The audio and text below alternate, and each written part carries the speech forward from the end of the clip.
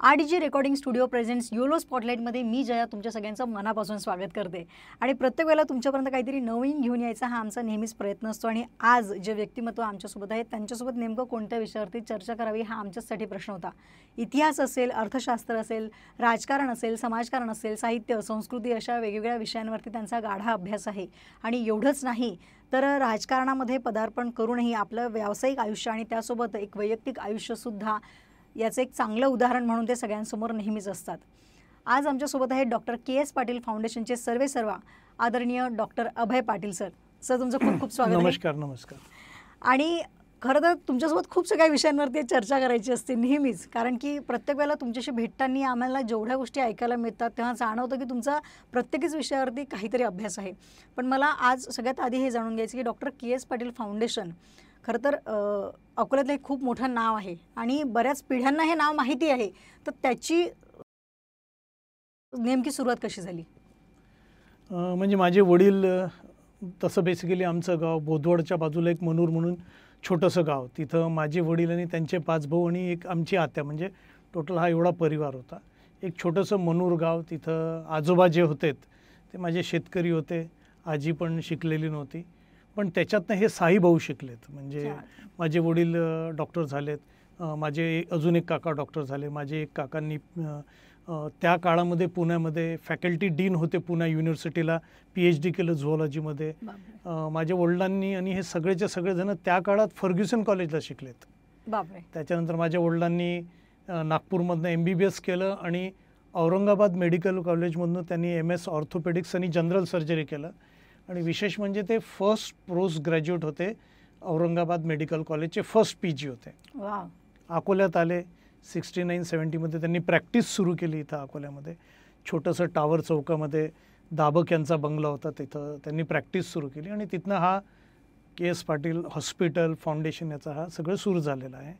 मग हळूहळू वडिलांनी प्रॅक्टिस केली. सुरुवातीच्या काळावर तर ते तर म्हणजे पहिले तर सायकलवरच OPDला जायचं. आम्ही पहिले उमरीमध्ये राहायचो 5 नंबर शाळेच्या मागं, तर सुरुवातीला सायकल मग स्कूटर असा तो सगळा प्रवास होता वडिलांचा.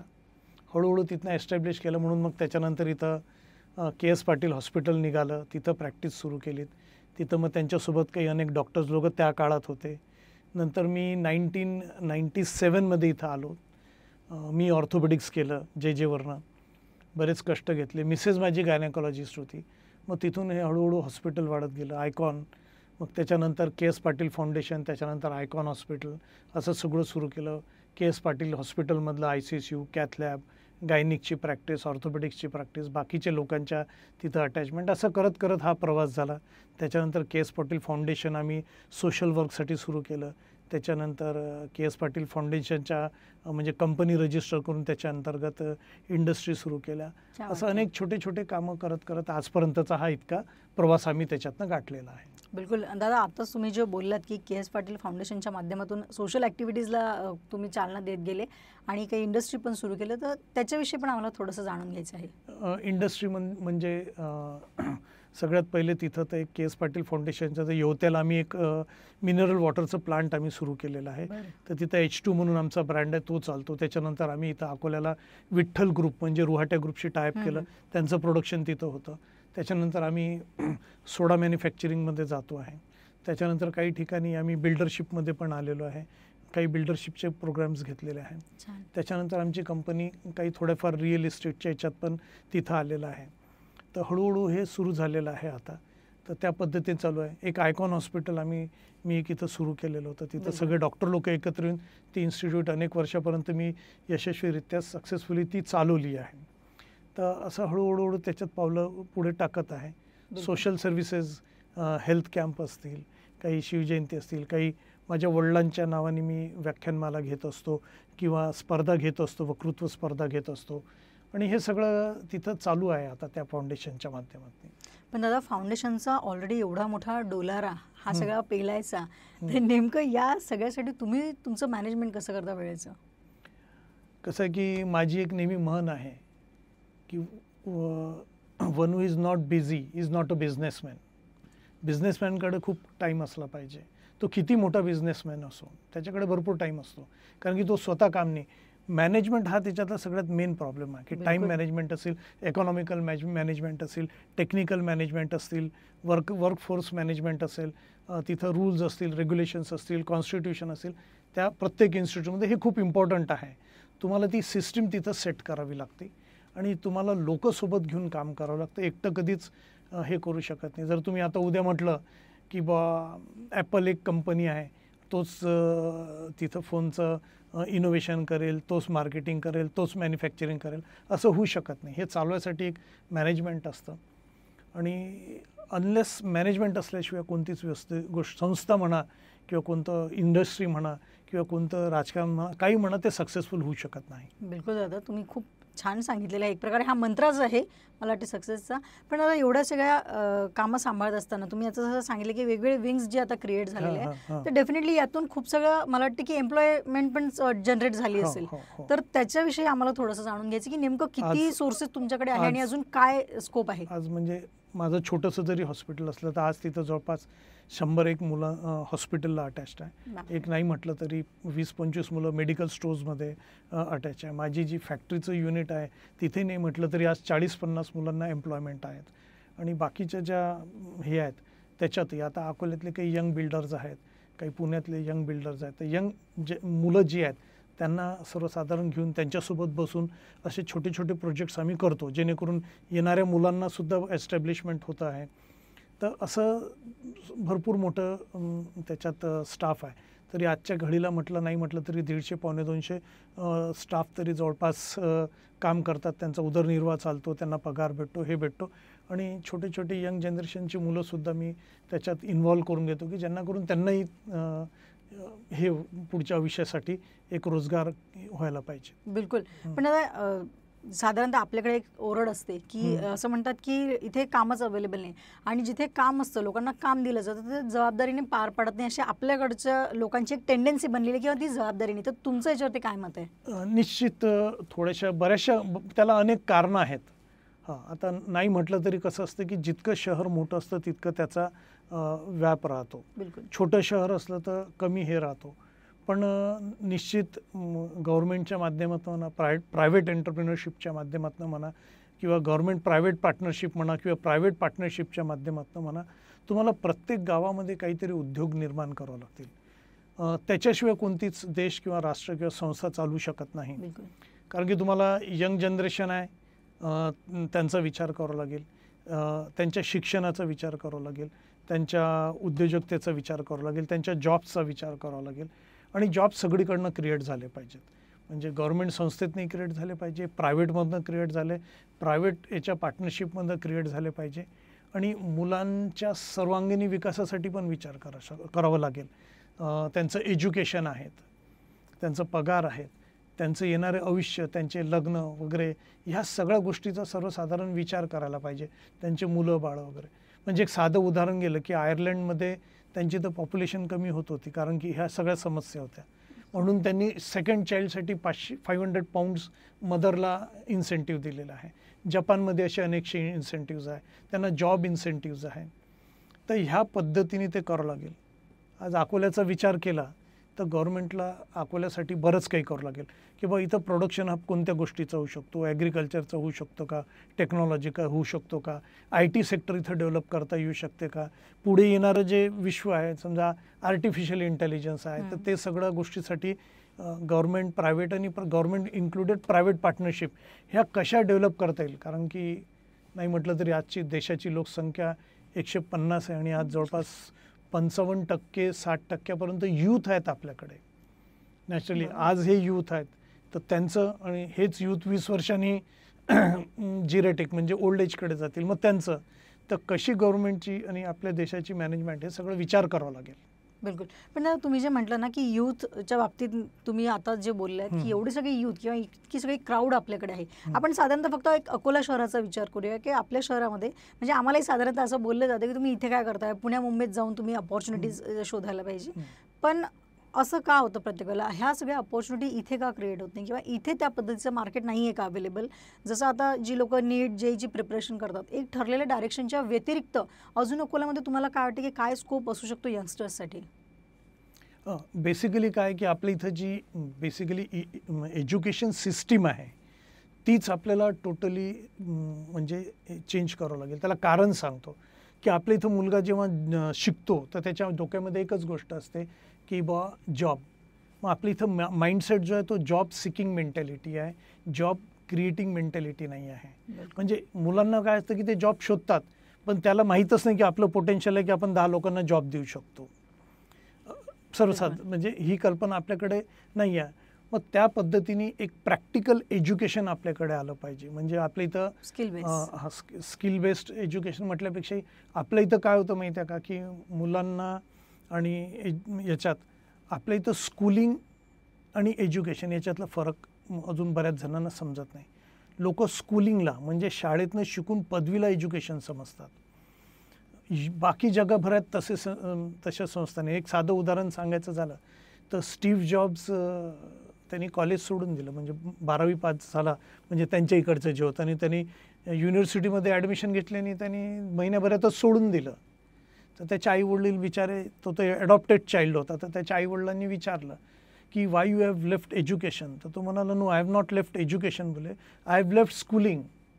म्हणजे मी शाळा सोडली पण माझं एज्युकेशन पण नाही झालं.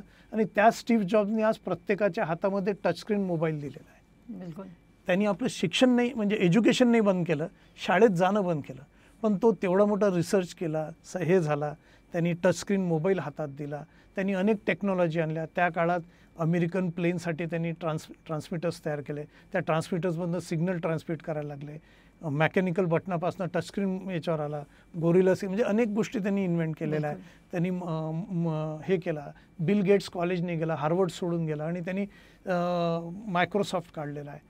आता चायनामध्ये छोटे छोटे मुलांनी इतकं हे आलं की म्हणजे इतक्या टेक्नॉलॉजिकली ॲडव्हान्स चायना होत चाललेला आहे की चायनामध्ये आता almost 20-30% of the car are driverless.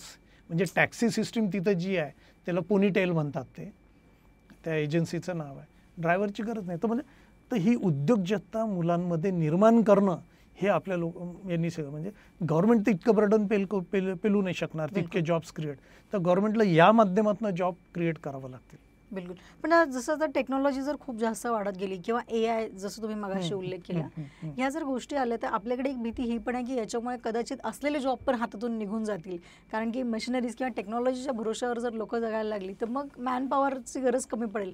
तर हे किती मिथ आहे किंवा याचं नेमकं प्रॅक्टिकली काय सोल्युशन आहे? मी तुम्हाला एक उदाहरण सांगतो की जगामध्ये जे म्हणजे टेक्नॉलॉजिकल फेजेस आले त्याच्या कोणत्या फेजच्या नंतर लोकांना जॉब कमी झाले हे सांगा मला. मी तुम्हाला एक साधी गोष्ट सांगतो.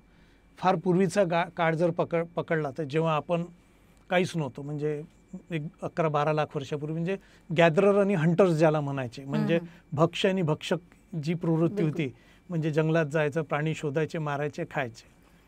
त्याच्यानंतर काय झालं, ॲग्रिकल्चर आलं. म्हणजे पहिलं रिव्होल्युशन जे होतं शेतीची टेक्नॉलॉजी आणि हे त्याच्यातनं खूप धनधान्य पिकायला लागलं. पण रोजगार कमी झाला का? नाही, उलट रोजगार वाढला. शेतीमध्ये काम करणारे लोक, ट्रेडर्स लोक, एक्सचेंज झालं, बार्टर सिस्टीम आली आणि जगभरात शेती हा व्यवसाय झाला. शेतीच्या नंतर काय झालं की मेकॅनिकल इंडस्ट्री झाल्या. इंडस्ट्री म्हणजे कॉटन इंडस्ट्रियलायझेशन झालं. तर मग तेव्हा लोकांना अशीच भीती वाटली की बा हे मशीन आल्या तर. पण मग त्याच्यानंतर उलट जॉब वाढले. मशीनवर काम करणारे लोक, मशीन रिपेअर करणारे, मशीन मॅन्युफॅक्चरिंग करणारे, इंडस्ट्री फॅक्टरीज उभ्या राहिल्या ते आहे. त्याच्यापासून मग पुन्हा व्यापार वाढला, हे उद्योजकता वाढली, ट्रॅफिक वाढलं, सगळं जे आलं, रेल्वे इंजिन आलं. काही कमी झालं का? उलट जॉब्स वाढले. पॉप्युलेशन वाढलं पण जॉब्स कमी नाही झाले. त्याच्यानंतर तुम्ही याच्यात आले, कम्प्युटर युगामध्ये आले, टेक्नॉलॉजी आपलं त्याला काय म्हणतो आपण इन्फॉर्मेशन टेक्नॉलॉजी आणि याच्या युगामध्ये आले. हां, आलं लक्षात. कम्प्युटर याच्यात आले, सोशल मीडियामध्ये आले तुम्ही. याच्या हे सुरू झालं कुठं बँगलोरला म्हणा, याला म्हणा, आपल्या सगळं सॉफ्टवेअर इंडस्ट्री सुरू झाली.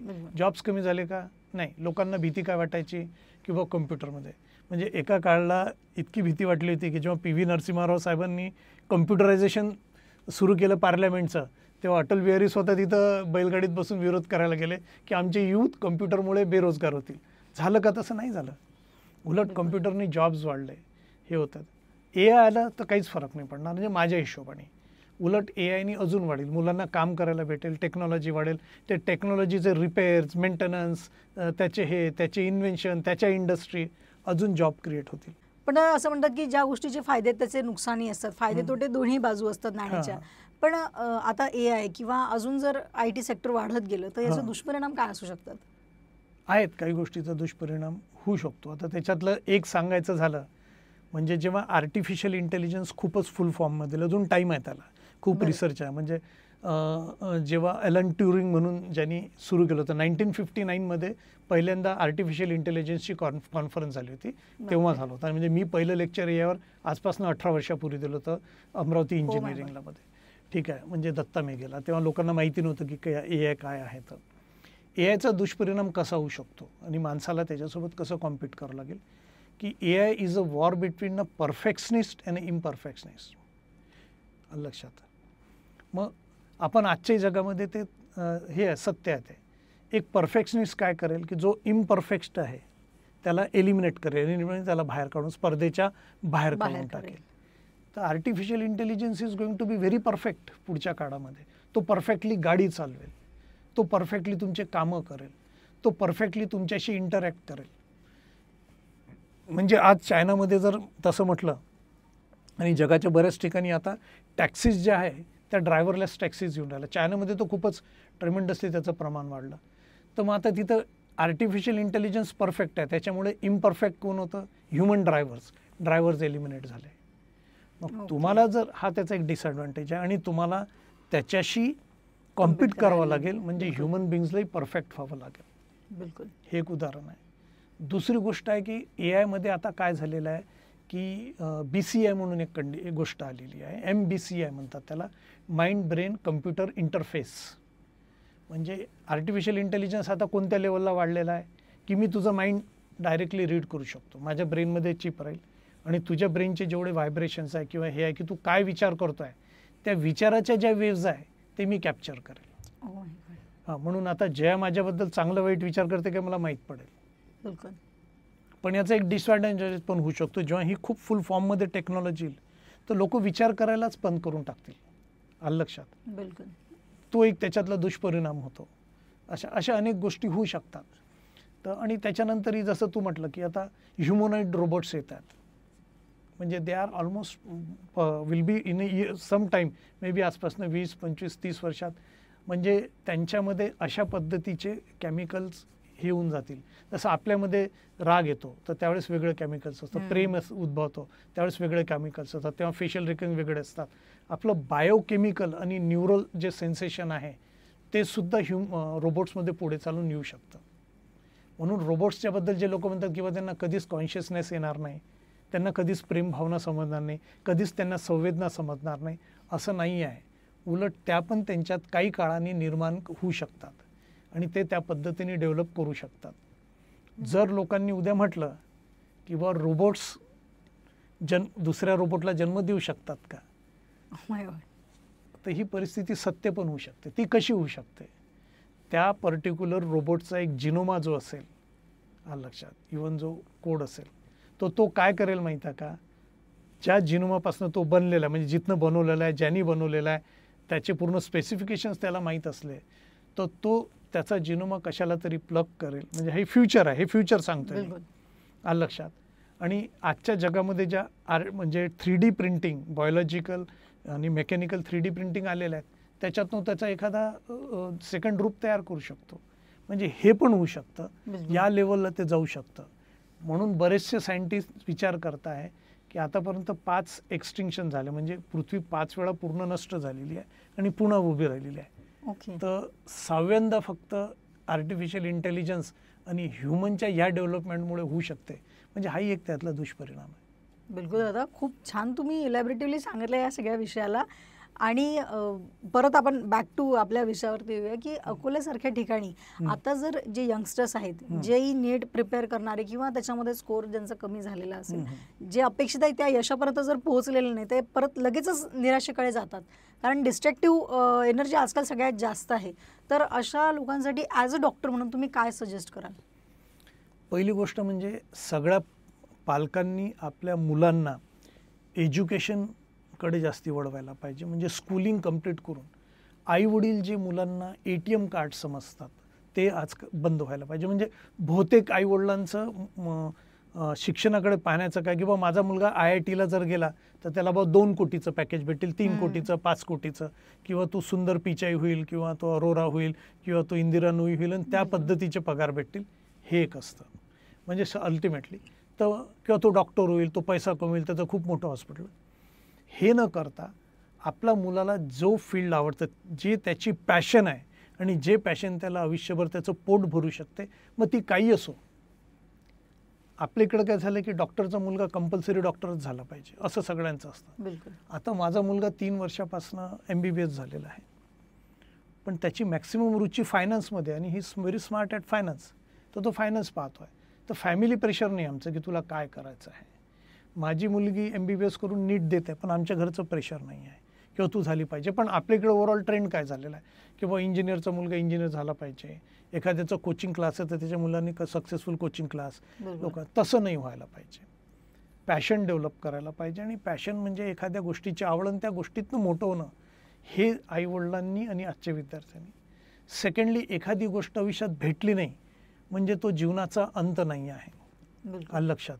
म्हणजे इफ यू बिकम सक्सेसफुल तर तोही अंत नाही आहे, आणि if you are defeated doesn't mean की म्हणजे तोही अंत आहे असं नाही आहे. आलं लक्षात. म्हणजे उठून उभं राहून आयुष्यात केव्हाही सक्सेसफुल होतो, कशातही सक्सेसफुल होता येतं. आता जर एखाद्याने म्हटलं की बा मी डॉक्टर नाही झालो, इंजिनियर नाही झालं, पण बिझनेसेस आहेत, बाकीच्या गोष्टी आहेत, टॅलेंट आहे, हे आहे, भरपूर गोष्टी आहे. आता आपल्या देशामध्ये कोणी विचार केला की किराण्याचा व्यवसाय, मी तर म्हणेल एखाद्या मुलांनी किराण्याचं दुकान टाकलं वाईट काय.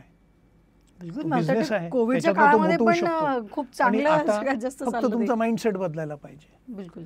आता एका काळी किराण्याची दुकानं, ते आता मॉल आले, किराण्याचे मॉल झालेत. आलं लक्षात. आता आपल्या इकडे सुपर शॉपी झालेल्या आहेत. जग बदललेलं आहे. तुम्हाला प्रेझेंटेशन बदलावं लागेल, आणि प्रत्येक व्यवसाय हा मानाचा आणि सन्मानाचा. हे फक्त आपल्या देशामध्ये वृत्ती आहे. आता अमेरिकेमध्ये एखादा जर व्यक्ती असेल तर तो खाटीक असेल किंवा बुचर असेल, तो त्याचं स्किल डेव्हलप करेल आणि त्याला तिचे लोकसुद्धा रिस्पेक्ट करतात.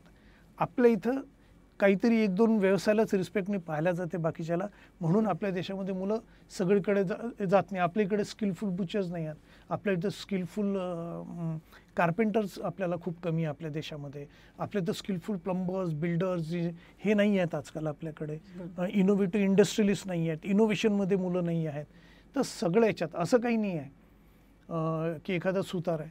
जगभरात आता तुम्ही पहा, कुठं हा स्वीडनच्या एका सुताराने ती कंपनी काढलं, कोणती आहे ती, फर्निचरची सगळ्यात मोठं. आपल्या इंडियामध्ये आता सगळं फर्निचर तिकडनं येतं. हां, फर्लँको नाही आहे, बरेच आहेत, मला इतकं ते नाव आठवून येतं. हैदराबादला वगैरे खूप मोठा मॉल आहे, इकडे आहे. तर तो सगळा साधा सुतार होता, आणि तो सुतारीचं काम करायचा. मग त्याला असं वाटलं की बा मला जगभर माझा माल विकला गेला पाहिजे, मी जगभर फेमस झालं पाहिजे. काही न शिकलेलं एका सुताराच्या माणसाने फर्निचरची एवढी मोठी कंपनी काढली. तो जगभरात लार्जेस्ट सेलिंग फर्निचर आहे, आणि तो त्याच्यात इनोव्हेशन करतो. पण इनोव्हेशन आणि एंटरप्रेन्योरशिप ही सगळ्यात महत्त्वाची, व्यवसाय कोणताही असो. बिलकुल. तर मग तुम्हाला असं काय वाटतं की म्हणजे आपल्याकडे जी स्कूलिंग आहे त्याच्याबरोबर वोकेशनल ट्रेनिंग किंवा स्किल बेस असणं, एज्युकेशन, टेक्निकल एज्युकेशन किती महत्त्वाचं आहे सध्या? आता मी होली क्रॉस कॉन्व्हेंटला शिकवतो, तो अकोल्याला. आणि मी तिथं शिकत असताना आम्हाला ऑप्शनल 2 सब्जेक्ट घ्यावं लागायचे. तर मी त्यावेळेस English literature, prose and poetry घेतलं होतं, आणि दुसरं होतं आमची इथं बेकरी होती शाळेमध्ये, म्हणून बेकिंग शिकवायची. आलं लक्षात. म्हणजे एक्स्ट्रा करिक्युलर की आता बेकिंग. तर आता तुम्ही पाहिलं असेल की त्यावेळेस मला बेकिंगमध्ये इंटरेस्ट होता. ठीक आहे, आता कालाने मी डॉक्टर झालो, पण ते स्किल माझ्या मुलीमध्ये आलं, ती खूप छान बेकिंग करते. हां, आलं लक्षात. त्याच्यानंतर मी प्रोज अँड पोएट्रीमध्ये मी म्हणजे 7वीत वगैरे होतो त्यावेळेस लिओ टॉलस्टॉयचं वॉर अँड पीस होतं, त्याचं विलियम वर्ड्सवर्थ, रॉबर्ट फ्रॉस्ट यांची सगळ्यांची पुस्तकं वाचून वगैरे सगळं, जे म्हणजे आज MA सुद्धा इंग्लिशला ही पुस्तकं नाही आहेत, ती त्यावेळेस आम्ही 7वी 8वीत वाचली होती, कारण की त्या पद्धतीचं एक्स्ट्रा करिक्युलर एज्युकेशन होतं. आज बेकरीचा बिझनेस जगभरात मोठा झालेला आहे. म्हणून बेकिंग काही वाईट प्रोफेशन थोडी आहे. कोणी बेकर बनत आहे, त्या माणसाला तेवढा मान सन्मान देण्याची वृत्ती आपल्या इथं लोकांमध्ये आली पाहिजे. तर मला वाटतं की तो दृष्टिकोन सगळ्यात महत्त्वाचा आहे. दृष्टिकोन सगळ्यात महत्त्वाचा आहे. तुमचं विजन सगळ्यात महत्त्वाचं आहे. जशी ज्याची दृष्टी तशी त्याची सृष्टी. बिलकुल बिलकुल. दादा, मला हे विचारायचं होतं की जसं आपल्याकडे प्रत्येक वेळेला वातावरण बदलत जातं, म्हणजे आता अगदी कडक उन्हाळा आणि पाणी पडायला लागलेलं आहे. मग शेतीच्या बाबतीत आपल्याकडे ॲग्रो बेस जर काही करायचं असेल कोणाला तर किती स्कोप आहे? कारण की वातावरण नेहमी तशा पद्धतीने साथ देत नाही आणि शेतीशी पण तुम्ही जुळलेले आहे, म्हणून हा प्रश्न तुम्हाला विचारते आहे की किती ॲग्रो बेस इंडस्ट्रीजला किंवा छोट्या छोट्या व्यवसायांना किती इथे स्कोप आहे आपल्याकडे? भरपूर स्कोप आहे. म्हणजे जगाची जर एकंदरीत परिस्थिती पाहिली तर जगामध्ये फक्त 2च असे राष्ट्र आहेत की पूर्ण जगामध्ये जर पिकलं नाही तर या 2 राष्ट्रामध्ये पिकते. एक आहे भारत आणि एक आहे ब्राझील. त्याच्यात भारतामध्ये पहा, देवानी निसर्गाची आपल्याला किती सुंदर साथ दिलेली आहे. तुम्ही वरती नॉर्थला चालले जा, म्हणजे उत्तरेचा जा, बर्फ आहे, पाणी आहे, सगळं काही आहे. मोठमोठ्या नद्या आहे, गंगा यमुना वगैरे. पंजाब म्हणजे काश्मीरमधनं निघाऱ्या 7-8 नदी ज्या आहेत, झेलम वगैरे असेल, रवी असेल, या आहे, सतलज असेल, या रवी आहेत. तिकडे सिक्कीममधनं निघारी तेत्सा वगैरे ह्या त्या रिव्हर्स आहेत. खाली आलं तर महाराष्ट्रामध्ये ऊन जरी असलं, उन्हाळा असला, कडक ऊन असलं तरी त्याच्यामुळे आपल्याकडे पाऊस पडतो. मान्सून सीझन आहे. आपल्या इकडची ती देवानी आपल्याला दिलेली देण आहे. त्याच्यातनं आपल्या इथचं सॉईल खूप रिच आहे. खाली चाललं जा साऊथमध्ये तुम्ही तर असोसिएटेड ह्युमिड क्लायमेट आहे. तिथं पण गोदावरी, कावेरी यासारख्या, कृष्णासारख्या नद्या आहेत. आणि ह्या सगळ्याची एवढी उपलब्धी असताना, इतके तिन्ही ॲटमॉस्फिअर असताना आपण जगातल्या प्रत्येक ठिकाणचं जे हे आहेत ॲग्रिकल्चर ते इंडियामध्ये करू शकतो. आता तुम्ही युरोपमध्ये चालले जा, टोटल थंड प्रदेश आहेत, ऊन म्हणून नाही आहे, म्हणून त्यांचे प्रॉडक्ट्स लिमिटेड आहेत. आपल्याकडे तेच प्रॉडक्ट काश्मीरमध्ये होतात, पण आपल्या महाराष्ट्रात वगैरे, मध्य प्रदेश, गुजरात वगैरे, राजस्थानमध्ये जे प्रॉडक्ट्स उन्हाळ्याच्यामुळे आपण ग्रो करू शकतो ते युरोपमध्ये होऊ शकत नाही. बिलकुल ठीक आहे. आणि आपल्याकडे खाली साऊथला, केरळला याला ह्युमिड टाईम आहे. म्हणजे आपल्याकडे कोकोनट पण होतं, भरपूर प्रमाणात कोकोनट होतं. फिशरी खूप मोठ्या प्रमाणात होते. म्हणजे तुम्ही फिश फार्मरी जर पाहिली तर ती तिकडे आहेत. त्याच्यानंतर केरळामध्ये सगळे स्पायसेस होतात, ज्या स्पायसेससाठी म्हणजे पोर्चुगीजनी आणि ब्रिटिशांनी आपल्यावर राज्य केलं, हे केलं, किंवा आक्रांत जे आपल्यावर आलेले आहे ते मेन स्पायसेसमुळे आलेले आहे. आणि जगाला साखर आपण दिलेलं आहे. साखर युरोपियन लोकांना साखर नव्हती माहिती, ते मध खायचे. साखरचं इन्व्हेन्शन इंडियामध्ये झालेलं आहे, त्यावेळेस झालेलं आहे. म्हणून जगाला साखर, तिचं प्रोसेसिंग, म्हणजे शुगर केनपासनं ती काढणं, तिला हीट करणं, तिचं हे करणं, इवन ब्लिचिंग टेक्नॉलॉजी माहीत होती. म्हणजे गुळाचा रंग काळा होता, त्याला ब्लीच करून व्हाईट शुगर आणि त्याचे पार्टिकल्स, हे इंडियानी जगाला शिकवलेलं आहे. तर म्हणजे पहा तुम्ही किती देण आहे. म्हणून खूप भरपूर स्कोप आहे. जगाला खूप मोठी रिक्वायरमेंट आहे नॅचरल याची. ठीक आहे. तर आपण आपल्या मुलांना त्याच्याकडे हे पाहिजे, पण त्याला आहे की त्या लोकांना त्या पद्धतीच्या फॅसिलिटीज दिल्या पाहिजे. कारण की निसर्ग प्रत्येक वेळेस सारखं नसते, चेंजिंग क्लायमेट आहेत. बिलकुल. हां, तर त्याच्यामुळे त्या व्यवसायामध्ये जाणाऱ्या मुलांना नॅचरली गव्हर्नमेंटचा सपोर्ट पाहिजे. त्या तिथं जाणाऱ्या मुलांना नॅचरली मार्केट पाहिजे. त्या तिथं जाणाऱ्या मुलांना त्यांना ती इंडस्ट्री म्हणूनही त्याचे सेलिंगचे राईट्स त्यांच्याकडे पाहिजे. त्याच्यानंतर त्यांना मार्केट उपलब्ध करून दिल्या पाहिजे. कॉस्ट ठरवण्याचे अधिकार त्यांना दिले गेले पाहिजे, तर ते जाईल. बिलकुल. मुलं तिकडे जातील. आज हापूस आंबा फक्त आपल्या कोकणामध्ये होतो, जगभर डिमांड आहे. हापूससारखा आंबा जगाच्या पाठीवर नाही आहे. जरी तो पोर्चुगीजनी आपल्या इथं आणलेला आहे, म्हणजे हे पोर्चुगीजनी आपल्याकडे आणलेला आहे हापूस आंबा. म्हणजे आपल्या इथं पहिले आंबा कोकणात होत होता, हजारो वर्षापासून होत होता. मग त्याच्याशी ग्राफ्टिंग करून त्याला सॉलिड करणं, म्हणजे पहिले कसा कोकणाचा जो आंबा होता एक 500-600 वर्षापूर्वी तो खूप रसाळ होता. मग रसाळ आंबा खाल्ल्याने हात भरायचे, म्हणून पोर्चुगीजला वाटलं काय करायचं, म्हणून त्यांनी अल्फान्सो अल्बुकेर्क्यू म्हणून जो त्यांचा हे होता रिसर्च करणारा त्याला बोलवलं. म्हणून त्यांनी युरोपियन आंब्याचं याचं आंब्याचं आणि इथच्या आंब्याचं संक्रमण केलं, ग्राफ्टिंग केलं, आणि अल्फान्सो आंबा त्याच्यातनं तयार झाला आणि तो इथं प्लांट केला. आणि त्याला नैसर्गिकरित्या ते वातावरण सूट झालं, कारण की तिथचे जे जमीन आहे,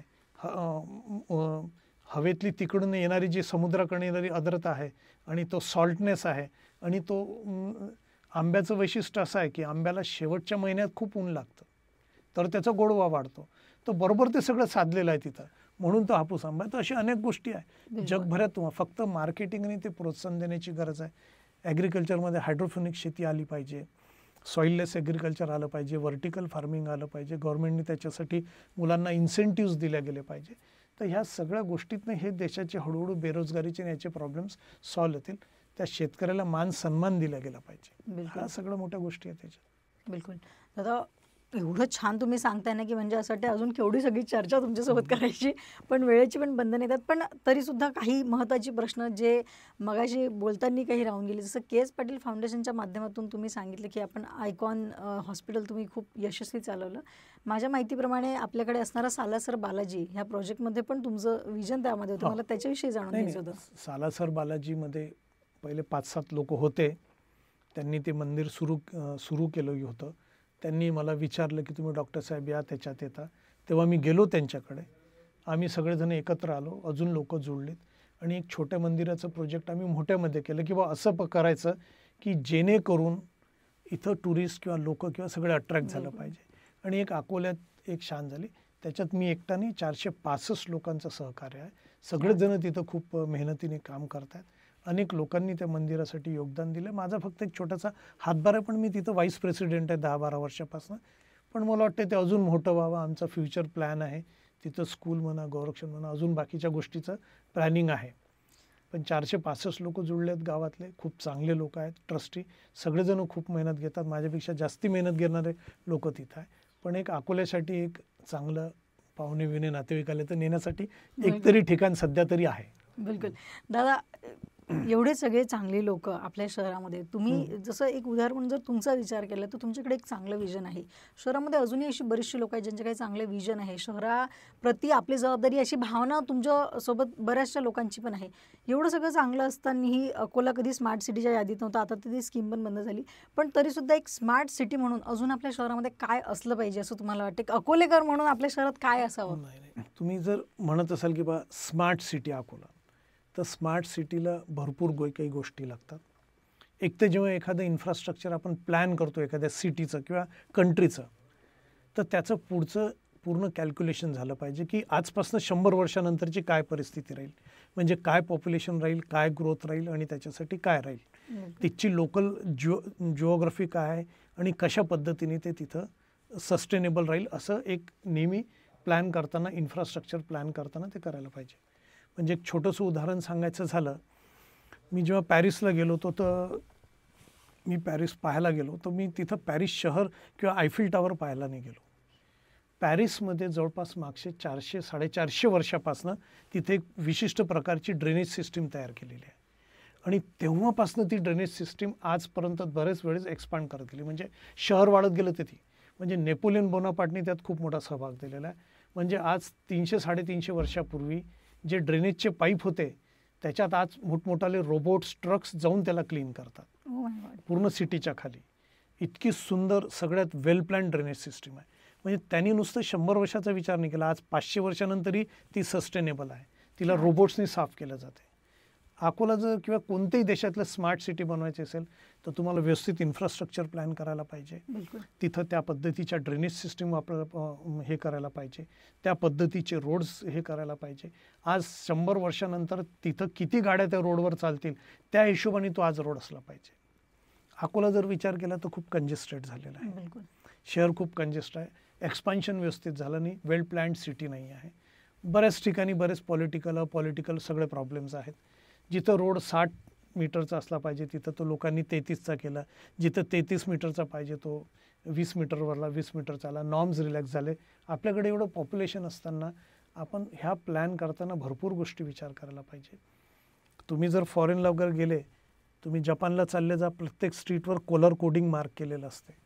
कलर कोड्स लावलेले असतात. मी जेव्हा त्याची अभ्यास केला आणि माहिती केली तर बघ प्रत्येक कलर कोडच्या खाली काय आहे. म्हणजे ब्ल्यू असेल तर त्याच्या खाली पाणी असेल, रेड असेल तर त्याच्या खाली इलेक्ट्रिसिटी असेल, किंवा इथं डिग करू नका, इथे इलेक्ट्रिसिटीचे केबल्स आहेत, इथं हे आहेत. म्हणजे सिस्टीम्स टाकलेल्या त्या पद्धतीने प्लॅन केलेलं आहे. रायपूर छान प्लॅन केलं आपल्या इकडे. इंदोर पण व्यवस्थित प्लॅन केलं. रायपूरमध्ये आज सायकलिंग ट्रॅक्स आहे. नवीन रायपूर छान व्यवस्थित सायकलिंग ट्रॅक्स आहे. कारच्या ट्रॅक्स आहेत. लेन सिस्टीम आहे. असं व्यवस्थित शहर आपल्या इकडे पण प्लॅन करता येते. पण लोकांचं खूप मोठं योगदान लागेल. आज जर अकोला तसं करायचं म्हटलं तर आपल्याला बरेचसे लोकांचे घरं तोडावं लागतात. हे तो आज आपल्या इथं छोटंसं एक्सपान्शन म्हटलं तर लोक तयार नाही होत. आता लोक न तयार होण्याचं कारण असतं त्यांना सरकारी याच्यातनं यंत्रणेतनं पैसा भेटत नाही किंवा त्यांना TDR दिलं जातो जे बहुतेक लोकांना नको. त्याला तशी पर्टिक्युलर जागा भेटत नाही आहे. आता जिथे केलं. आता साधी गोष्ट सांगतो, शेगाव संस्थान एक प्रायव्हेट आहे, त्यांना जेव्हा मंदिराच्या पाठीमागची जागा घ्यायची होती तर पहिले त्यांनी शेगावच्या बाहेर खूप सुंदर कॉलनी बांधली, ती पूर्ण तयार केलेली आहे, व्यवस्थित बांधली, रोड पाणी सगळं फॅसिलिटी केली, आणि मग या लोकांना विचारलं की तुम्ही तिथं शिफ्ट व्हा, फुकटामध्ये जमीन आम्हाला द्या. तर नॅचरली त्या लोकांनी जिथं राहत होते त्याच्यापेक्षा ते घरं चांगली होती, व्यवस्था चांगली होती, सगळ्या लोकांनी तिथं शिफ्ट केलं, ते केलं. म्हणजे त्या पद्धतीचं सिस्टमॅटिक प्लॅनिंग. आणि आता तर जग खूप पुढे चाललं गेलेलं आहे. बिलकुल. म्हणजे तुम्ही जर आज सौदी अरेबियामधल्या ज्या 2 नवीन सिटी आहेत, म्हणजे मी जर एअरपोर्टला जर उतरलो तर तिथं AI स्कॅनिंगनी, माझ्या आय स्कॅनिंगनी माहीत पडेल की डॉक्टर अभय पाटील माझा समोर फोटो येईल. फोटोतनं मी पुढे गेलो तर माझी टॅक्सीवाल्याला माहीत पडेल की ही व्यक्ती आलेली आहे, त्याला तो माझी टॅक्सी पहिले बुक असेल तर तो बाहेर उभा राहील. टॅक्सी नसेल तर मी पॉड्सनी डायरेक्ट, म्हणजे ट्रॅक्स आहेत तिथं पॉड्स उभे असतात, पॉड्समध्ये उभं राहिलं की ते तुम्हाला डायरेक्ट हॉटेलला पोहोचवतील. हॉटेलला गेलं, नो ह्युमन इंटरफेरन्स. तुम्ही हॉटेलला गेलं तिथं तुम्ही रोबोट्स, जसं तू म्हटलं, रोबोट्सच्या समोर कम्प्युटर समोर उभं राहिलं तर तो आयडेंटिफाय करेल डॉक्टर अभय पाटील इतकं बुकिंग आहे, हे आहे, क्रेडिट कार्डनी पेमेंट होऊन जाईल. जग खूप ॲडव्हान्स होत चाललेलं आहे. आपल्याला त्या जगाच्या विश्वगुरू बनायचं असेल तर ह्या सगळ्या गोष्टीच्या सोबत आपल्याला पुढे जावं लागेल, आणि यूथमध्ये ह्या सगळ्या गोष्टी तिथं रुजवावं लागतील. दादा, तुम्ही जसं म्हटलं की आपलं शहर थोडंसं कन्जेस्टेड आहे किंवा एक्सपान्शनला तेवढीशी जागा नाही आहे, पण तरीसुद्धा खूप सगळे बाहेरचे ब्रँड्स म्हणा, मोठे मोठे शोरूम्स, मॉल्स आता अकोल्यासारख्या शहरात यायला लागलेले आहे. तर याच्याविषयी काय सकारात्मक तुम्हाला याच्यातनं दिसतं आहे विजन? नाही, डेफिनेटली यायला पाहिजे, कारण की तो एक बिझनेस आहे. आता समजा इथं झुडिओ आलेलं आहे तर नॅचरली नाही म्हटलं तरी आपल्या इच्छे तिथं 50-100 मुलं तिथं एम्प्लॉय झाले असतील. बिलकुल. ठीक आहे, झुडिओ आलं म्हणजे बाकीचं आलं, तिथे येणाऱ्या टॅक्सीज आहेत, तिथे येणाऱ्या ऑटो रिक्षाज आहेत, तर बिझनेस चर्नम होतो. त्याच्या आजूबाजूला छोटे छोटे रेस्टॉरंट, चहाचे हे ते वाढत जातात, तर निश्चित यायला पाहिजे. आता तुम्ही म्हणाले की जसं फिजिक्सवाला इथं आला आहे तर नॅचरली इच्छा मुलांना तिथं एज्युकेशनचं एक ऑपॉर्च्युनिटी भेटतं. त्याच्या समोर तर बाकीच्या 4-5 गोष्टी चालतात. कोणाची मेस चालते, कोणाचं हॉस्टेल चालते, कोणाची रेस्टॉरंट चालते, मूव्ही थिएटर्स चालतात, मुलं आले, यूथ आहे, कॉफी पितात, याला जातात, काही हे करतात, तर अनेक गोष्टी याच्यातनं होतात. बिझनेस तर वाढलाच पाहिजे, यायला पाहिजे, सगळंच पाहिजे. लोकल ब्रँड्स वाढले पाहिजे, इंटरनॅशनल ब्रँड्स इथं आले पाहिजेत. आलेलंच आहे आपल्या इथं. आता मला वाटतं डॉमिनोज आहे, बाकीचे ब्रँड्स आहेत, ते KFC, इंडियन पाटील, ब्रँड्स पण yes. भरपूर यायला लागले. तुम्ही जर पाहिले KFC इथं आलेलं आहे, तर नॅचरली हे तर होणार आहे आणि हे व्हायलाही पाहिजे. जोपर्यंत रोलिंग राहत नाही, बिझनेस तर तुम्हाला वाढला पाहिजे. सिटीला स्मार्ट करायचं असतील तर ह्या सगळ्या गोष्टी तुम्हाला त्याच्यातनं लागतीलच. हा एक प्रकारचा बिझनेस आहे, आणि एका बिझनेसच्या बाजूला आता मी याला गेलो होतो, पुण्याला गेलो होतो, तर तिथं हे MIT आहे.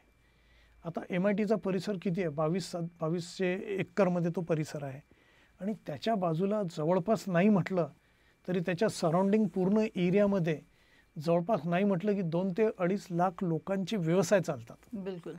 म्हणजे कोणाचं रेस्टॉरंट आहे, कोणाचं ज्यूस सेंटर आहे, ऑटो रिक्षा म्हणा, तिथं रेंटलवर जाणारे फ्लॅट्स म्हणा, तिथं विद्यार्थ्यांचे हे म्हणा, तर हे सगळं एवढा मोठा बिझनेस चालतो. तर ह्या गोष्टी चालायलाच पाहिजेत.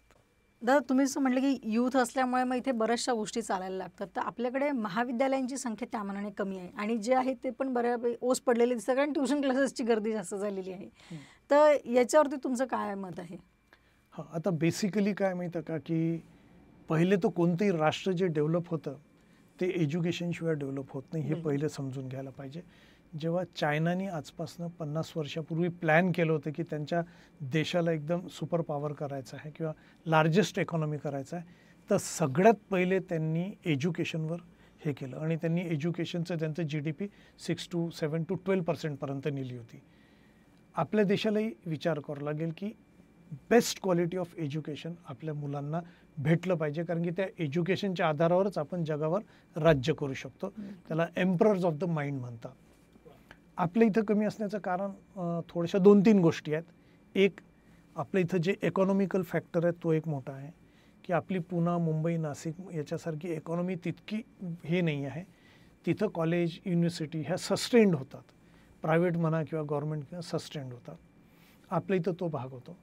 सेकंडली, शहर तितकं डेव्हलप नसल्यामुळे आपल्या इथं एखादं समजा चांगलं कॉलेज तयार केलं तर त्याचा प्रेफरन्स बाहेरून येणाऱ्या विद्यार्थ्यांचा कमी होतो. जसं अकोल्यातनं एका विद्यार्थ्याला पुण्याला शिकायला जाय म्हटलं, आईवडिलांनी तो एका मिनिटात चालला जातो, पण पुण्याचं कोणी इथं शिकायला यायला हे जातं. तर त्याच्यासाठी त्या शहराची तशी रचना, तिचं सौंदर्य, त्याचं जर तुम्ही म्हटलं ते डेव्हलपमेंट, तर ती एक गोष्ट आहे. सेकंडली इकॉनॉमी असली तर ती युनिव्हर्सिटी वायबल होईल. नाही वायबल होत म्हणून मग प्रायव्हेट असो किंवा गव्हर्नमेंट असो त्या बाबतीत इन्व्हेस्ट करायला तयार होत नाही आहे. बरोबर. म्हणून ह्या सगळ्या गोष्टी आहे कमी आहेत, पण तरी गव्हर्नमेंटनी त्याच्यावर प्रायोरिटी करायला पाहिजे आणि इन्स्टिट्यूट्स चांगल्या निर्माण करायला पाहिजे. आपल्या इथं मेडिकल कॉलेज आहे तर ते टॉपचं असलं पाहिजे. आपल्या इथे इंजिनिअरिंग कॉलेज आहे तर ते टॉपचं असलं पाहिजे. प्रायव्हेट असेल तरी गव्हर्नमेंटनी त्याच्यात दखल घालून त्याचंसुद्धा कॅडर, त्याचंसुद्धा लेवल वाढवायला पाहिजे. जेणेकरून हे असते गव्हर्नमेंटनी प्रत्येक इन्स्टिट्यूटला सपोर्ट करून ती मोठी करायला पाहिजे. मग ती प्रायव्हेट असो, गव्हर्नमेंट असो की सेमी प्रायव्हेट असो, प्रायव्हेट गव्हर्नमेंट पार्टनरशिप असो, काही असो, गव्हर्नमेंटचा प्रत्येक ठिकाणी सपोर्ट असला तर त्या इन्स्टिट्यूट तग धरतील आणि चांगले विद्यार्थी निघतील. बिलकुल दादा, खूप छान गायडन्स दिले तुम्ही आणि बरीचशी चर्चा अजूनही बाकी आहे, पण आपण नेक्स्ट टाइम डेफिनेटली याला पूर्ण करूया. पण तुम्ही आज आलात, एवढा वेळ दिला आणि एवढं छान मार्गदर्शन केलं, त्यासाठी तुमचे खूप खूप आभार. धन्यवाद. तुमचे सगळ्यांचे धन्यवाद, सगळ्यांचे आभार. नमस्कार. जय हिंद, जय महाराष्ट्र. थँक्यू दादा. तर हे होते डॉक्टर अभय पाटील सर आणि यांच्यासोबत अनेक विषयांवरती चर्चा करायची आहे. आणि जसं तुम्ही आत्तापर्यंतचं डिस्कशन ऐकलं असेल, मला माहिती आहे की तुमच्या डोक्यात असंख्य प्रश्न असतील, तर तुमचे प्रश्न आम्हाला कमेंट करून नक्की कळवा. आम्ही त्याची उत्तरं सरांकडनं घेऊन तुमच्यापर्यंत नक्की पोहोचवू. तर बघत राहा आमचा RDG recording studio presents YOLO spotlight. धन्यवाद. नमस्कार.